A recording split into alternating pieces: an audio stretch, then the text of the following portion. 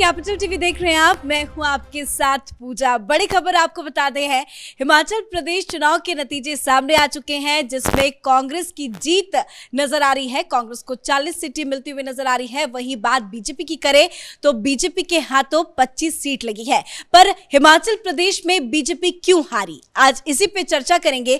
बातचीत के लिए मेरे साथ मौजूद हैं कैपिटल टीवी के editor in chief doctor Manish Kumar. Doctor साहब, बहुत बहुत स्वागत है आपका। धन्यवाद। सत्ता बदली की या रिवाज, ये काफी ज्यादा नारा नजर आया, लेकिन रिवाज जो है वो कायम रहा। एक बार बीजेपी एक बार कांग्रेस का रिवाज चलता आ रहा है और कांग्रेस सरकार बनाती हुई नजर आ रही है। पर बीजेपी क्यों हार गई, इसके पीछे की क्या वजह आपको समझ में आ रही है? देखिए, आप कभी बॉक्सिंग मैच आपने देखा होगा, तो जब बॉक्सिंग मैच खत्म हो जाता है, जब रेफरी रिजल्ट सुनाता है तो ब्लू कॉर्नर रेड कॉर्नर, तो अक्सर वो कहता है well played blue, red is the winner. Himachal में यही बॉक्सिंग चल रही थी जी।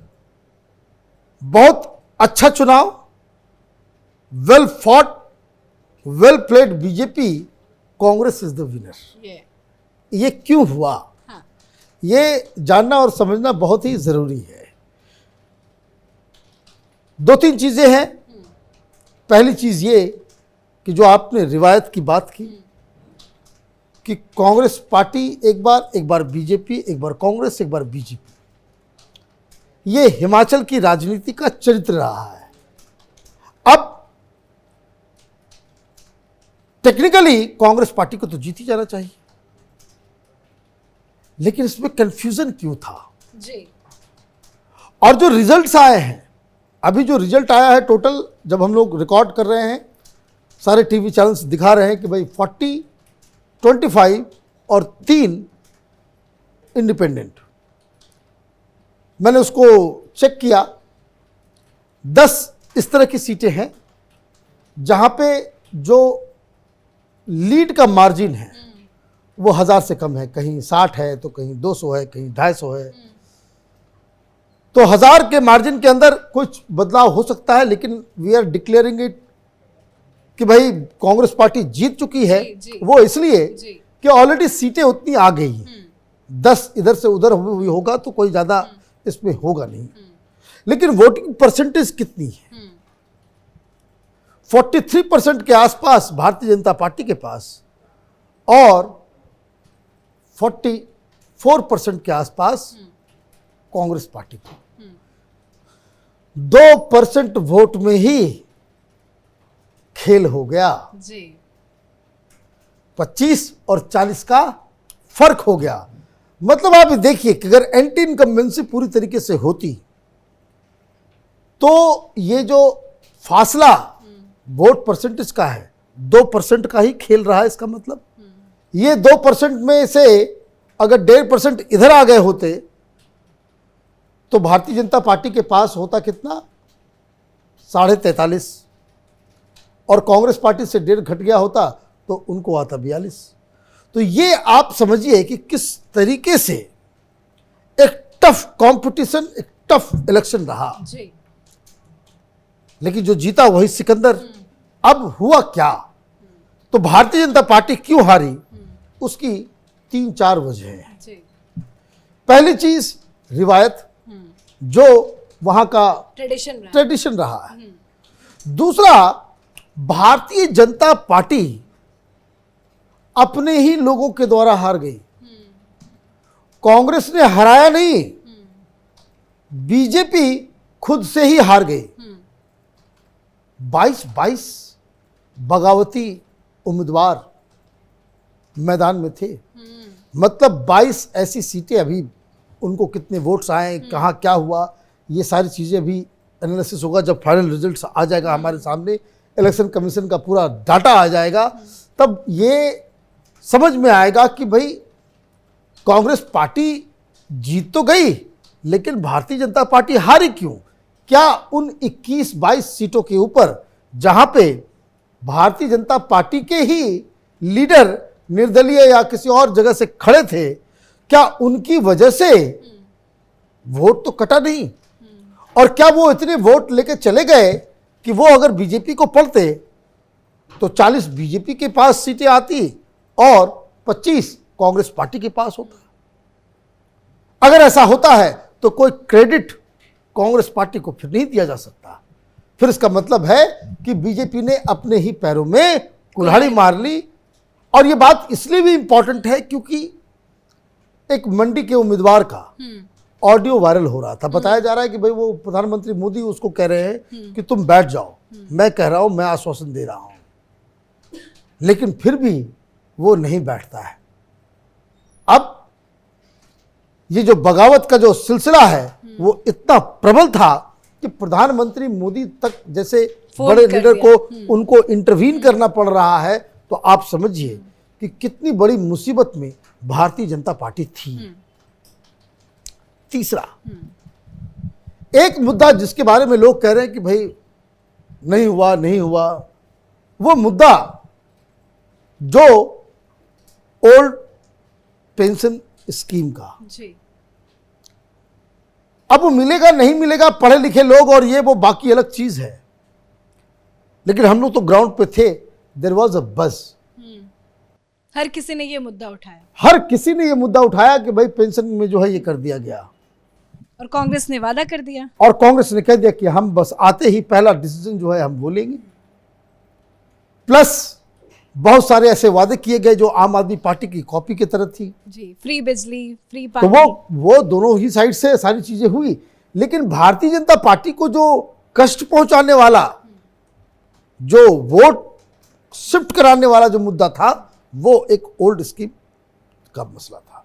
अब इसके अलावा एक और जो मसला, वो मसला बीजेपी के चीफ मिनिस्टर जयराम ठाकुर को लेकर के।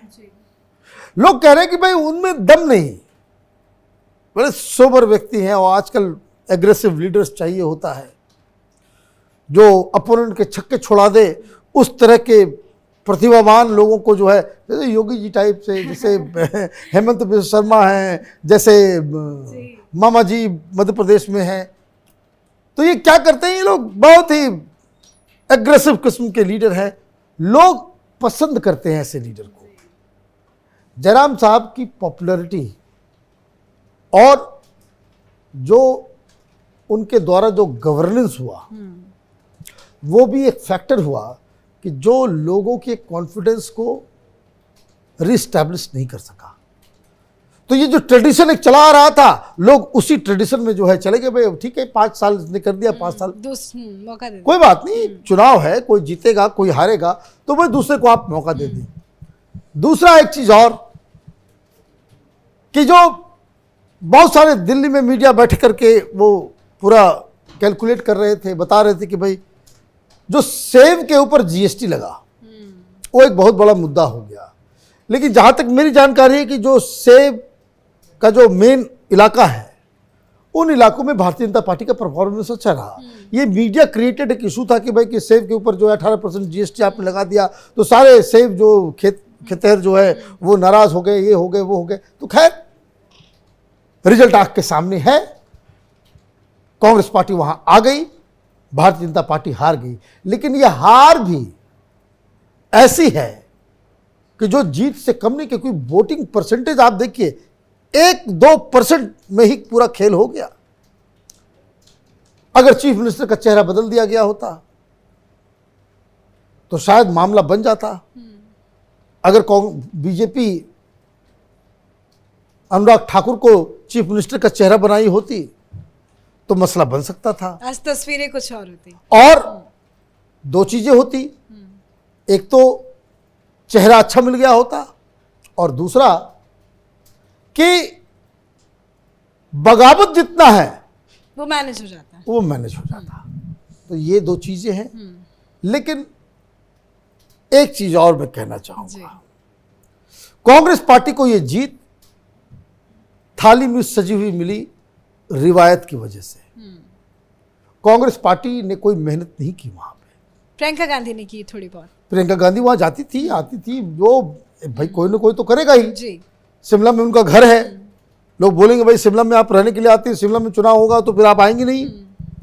तो ये तो अलग मसला है। लेकिन कांग्रेस पार्टी ने भी एक बहुत बड़ी गलती की है, और गलती ये है कि कोई चीफ मिनिस्टर का चेहरा इन्होंने मैदान में नहीं उतारा। जी, अब 4-5 मुख्यमंत्री के उम्मीदवार हैं, आपस में ही लड़ रहे हैं। ये आपस में ही लड़ रहे हैं। जी, और जैसा कि हर राज्य में पेच फंसा हुआ है,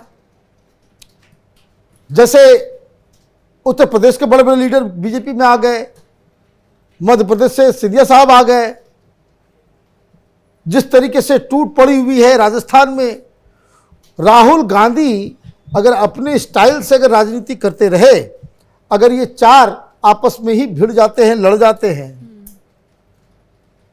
तो कुछ भी हो सकता है। फिर भारतीय जनता पार्टी की सरकार जिस तरह से मध्य प्रदेश में बनी, उस तरह के हिमाचल प्रदेश में भी बन सकती है, क्योंकि आपने कोई चेहरा उसको आपने घोषित नहीं किया। तो अब सबको चीफ मिनिस्टर बनने का जो है मन कर रहा होगा।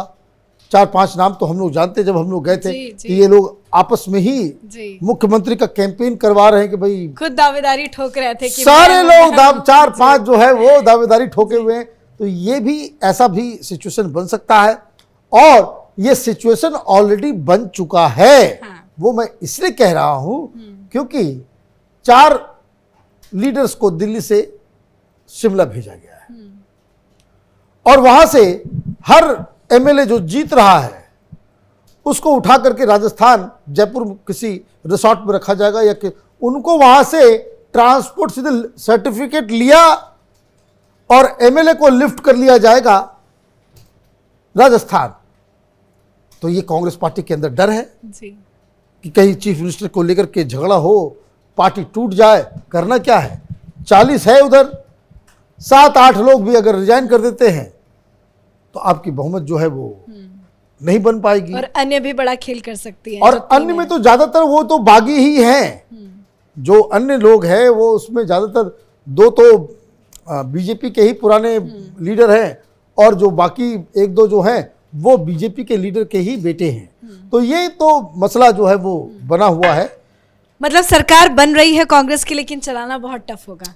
देखिए, कांग्रेस पार्टी आप बैल मुझे मार के मुहावरे के ऊपर जो है वो बहुत भरोसा करती है। हाँ। बने हुए खेल को जो है बिगाड़ने में राहुल गांधी, प्रियंका वाड्रा वो बहुत माहिर हैं। जो गलती पंजाब में, जो गलती राजस्थान में, जो गलती मध्य प्रदेश में इन लोगों से हुई है, अगर वही हिमाचल में हो गया तो फिर कांग्रेस चुनाव तो जीत गई, लेकिन सरकार बीजेपी की बन जाएगी। जी, धन्यवाद समझाने के लिए। धन्यवाद। तो हिमाचल प्रदेश में जयराम ठाकुर तो जीत गए, लेकिन वो हिमाचल को नहीं बचा पाए। हिमाचल में कांग्रेस की सरकार बनती हुई नजर आ रही है, पर अब देखना ये होगा कि हिमाचल में सरकार कब तक चल पाती है और कैसे चलती है, क्योंकि खबर ये सामने आ रही है कि कांग्रेस में ही दो फाड़ की स्थिति पैदा हो गई है। इस खास खबर में मेरे साथ फिलहाल इतना ही। कैमरा पर्सन रवि के साथ मैं पूजा, कैपिटल टीवी।